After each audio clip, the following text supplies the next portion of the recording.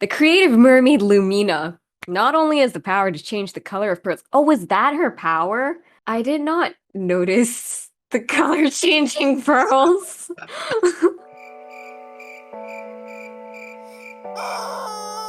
Hi there, welcome to the Socially Awkward Movie Club, where we watch movies. This is the only edition. But Ethan, would you like to tell us what movie we decided to watch today? Watch Barbie and the Pearl Princess. I feel like that's the name. It's a mermaid Barbie with pearls. Yes, so we watched Barbie, the Pearl Princess. So the synopsis is The creative mermaid Lumina not only has the power to change the color of pearls and make them dance, but she's also a great hairdresser. With the royal ball only hours away, will she unlock her destiny as the realm's pearl princess? spoiler alert, she does. What did you think? You've never seen a Barbie movie ever. What did you think?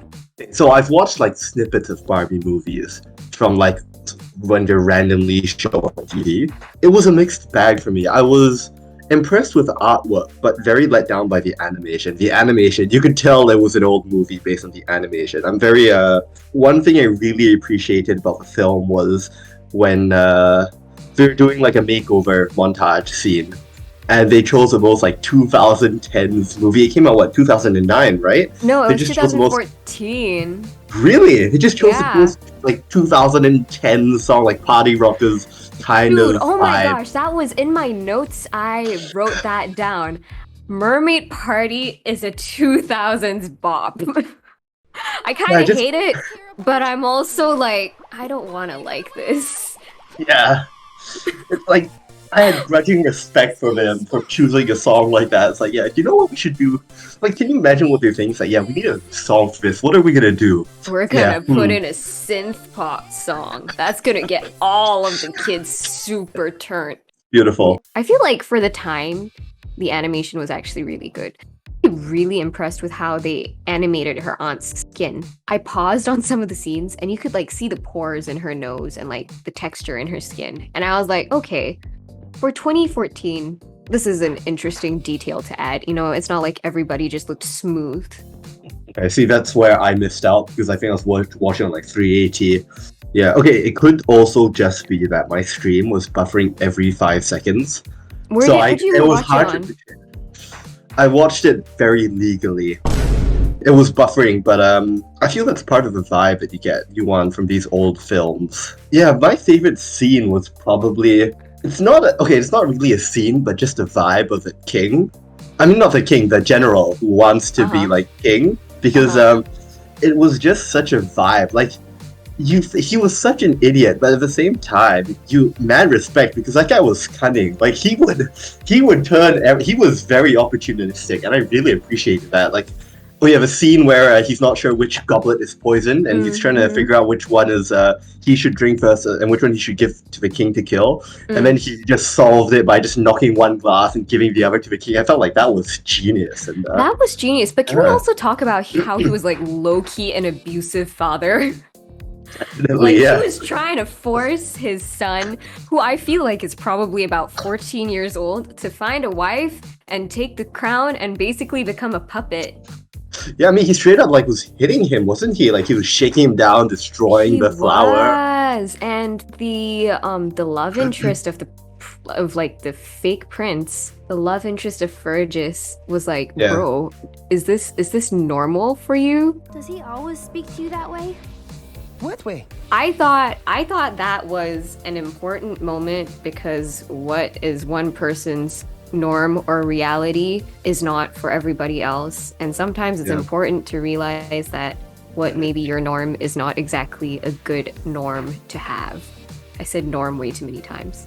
The other part that I really liked was the stonefish was like terrified of going into the city because he was afraid, oh, everyone's gonna look down on me and call me ugly. And then he goes into town, and then everyone's like, yo, check out his cool pearls. And It was just I felt it was a very heartwarming, very wholesome moment of the film. Okay, Yeah. so I feel like we did this backwards. But basically, what happens in the movie is we have our main character, Lumina. She is really doing her Little Mermaid moment in the very beginning. She's like, oh, I can't wait to see like the outside world and go into the city.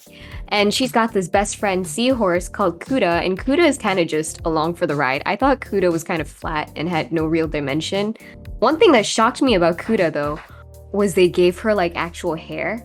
Like, they really took the horse part of Seahorse into consideration.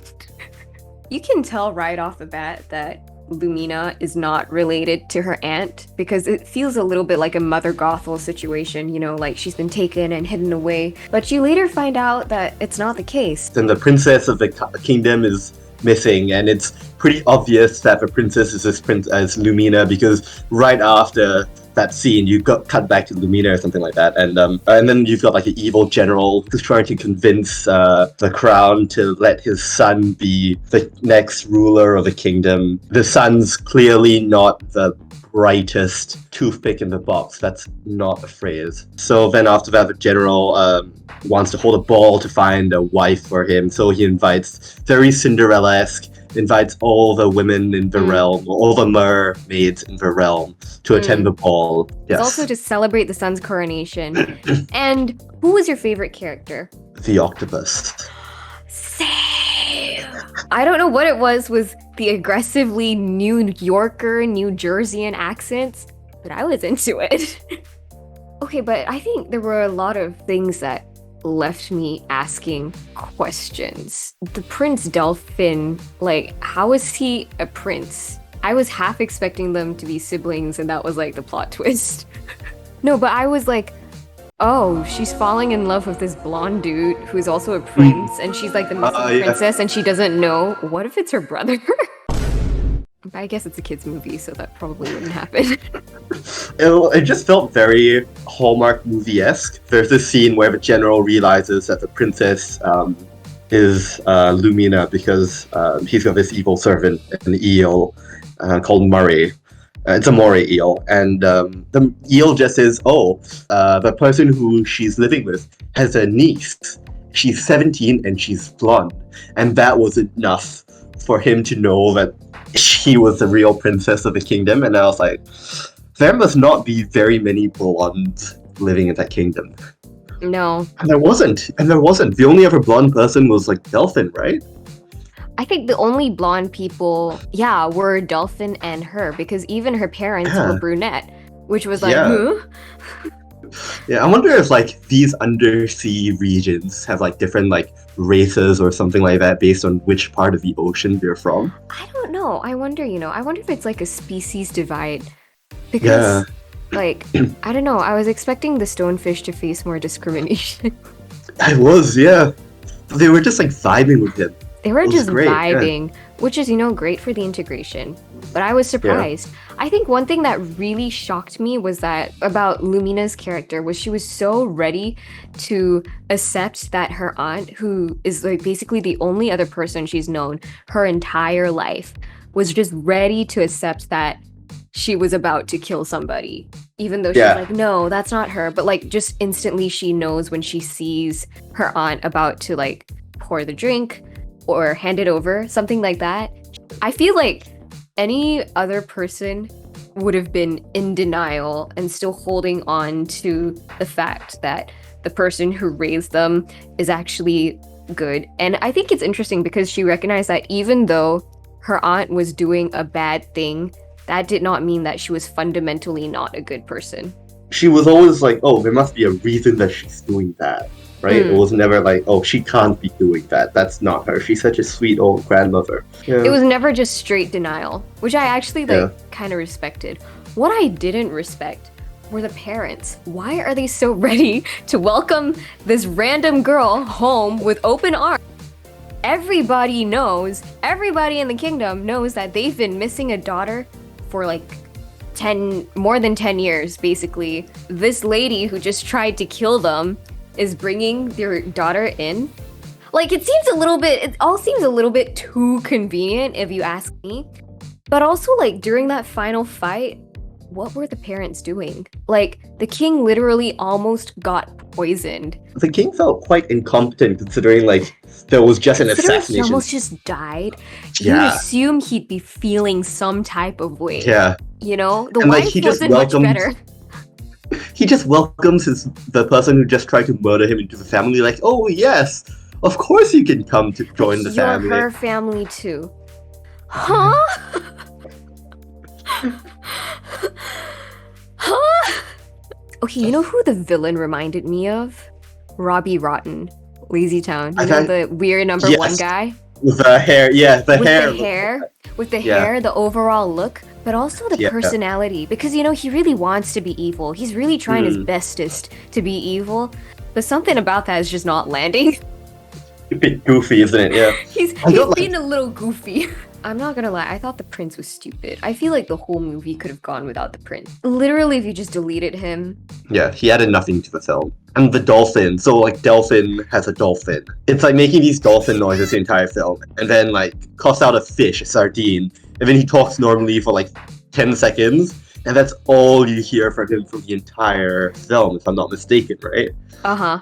Because Yeah. he swallows something else that gets stuck in his throat. If it's stuck in your throat and obstructing your vocal cords, my boy, you are choking.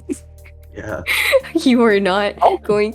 Delphin understand how to speak that language, understand what he was saying the entire time for those 2 weeks. Yeah. Which just goes to show this is not the first time it's happened. Clearly, this is Like- regular. That's the thing, your friend or your friend is choking on like a fish, and you're fine with that for 2 weeks because you must have known that this is not how he normally talks. That is true, though. And the fact that, so basically, when Delphine's dolphin. One of the jokes, by the way, is that Delphine is constantly called Dolphin. All around unfortunate. What were his parents thinking? Did he even have parents? What if they have the same parents and we just never find out because they're both blonde? It's not entirely How genetically diverse is this underwater kingdom really? Because in the ballroom scenes, there are not that many mermaids. Knowing that this is a huge coronation party, why are there not more mermaids? Too many plastic straws in the sea. The turtles really took an L for that one. Okay, there's that one scene, so she's locked in a prison, and the security in the kingdom sucks. Gosh, right! The scene that did it for me was, so she's trying to break out, and there are 2 guards standing guard. And then she sees the guard and it's like, I need to avoid these 2. What does she do? She literally swims right underneath them. And that was the moment I was like, that feels like a really obvious security flaw in the system if you can just swim underneath them. So like, these are 2 guards. She's here. She's like, oh, there are 2 guards here. I'm gonna swim underneath, and she just goes like right like that. Yeah, and I feel like the smarter thing to do would have been to swim up because people tend to look up less than they do look Then they look down. down. Yeah. Because, like, you know, maybe it's because they don't have feet to look at. I felt like there were a lot of empty spaces in scenes, and I assume it was just because they just didn't have a budget to animate more characters and put more decorations in, that kind of thing. But did you feel that way as well? Overall, the movie was just not giving. It was not really giving anything. The movie felt fuller in the beginning when there were not humanoids involved. In the intro sequence, there's that little thing with like the clam shells, they're like clicking, and I thought that was a cute detail. And like, it's lively, you know, there's life, but as you get closer and closer to the city, it just feels more and more dead and empty and vacant. Yeah. Is that a And, metaphor for something else? Who knows? What would you rate it out of 10? Okay, so 10 being a perfect film, 0 being the worst film ever. I'd say it's a good 5. 4 to 5, 4.5, I'd say. Like, it's not terrible, but it's not, I won't say it's great either. It's slightly fine, you know what I mean? Yeah, I would give it a Yes. 4 too because it's like it exists and I watched it. Yeah. Do I remember anything from it? Was it significant? No. There are better Yeah. Barbie movies out there. Like, it exists, it's fine. There was 1 or 2 interesting characters, There were some scenes that were really bizarre. So it's like a Yeah, I 4.5. feel Yeah, like the characters were not very like developed. Their personalities all felt very flat and tropey. Because you can have a tropey character, but still not have them be flat. yeah. I think the only one that really like was like, huh, that's a cool character was the general. My most interesting character was her aunt, because although she did a bad thing initially, which was steal a child for money, she eventually grew to like this child and care for it as her own. Even though she was threatened at the end to do another bad thing, she reflected on the consequences of her actions. And I think she realized she didn't like being under the power of this general, and she decided that I don't want this fate for everybody else involved who doesn't need it. And she made a choice and she stuck to it at the end of the day. Have you thought about any other movies you would recommend in place of this? Oh, it's not okay. It's not a film, but a series. I really liked the Carmen Sandiego series, and I think that was a very fun one. Yeah, it's very cute, very heartwarming. I haven't seen it, but I really want to. Another Oh, yeah. Barbie movie I would recommend is Barbie and the Diamond Castle. And oh my gosh, I actually really liked Barbie Princess Charm School. Is that like a magic school or? It's one of those undiscovered royalty things, but I feel like they drew out the plot more. It was in a way that you really did get to learn about the characters and they were not just doing things mindlessly, which is what this movie felt a little bit like. So yes, those would be the two Barbie movies that I rate at least like a 5 or a 6 instead of a 4. Thanks for watching. We'll see you next time. If you want to, listen to the podcast that Ethan speaks on, and we'll be around on the internet. Check out our other stuff. Make sure you subscribe, or I will hack into your computer and repeatedly play Barbie the Pearl Princess on your computer non-stop.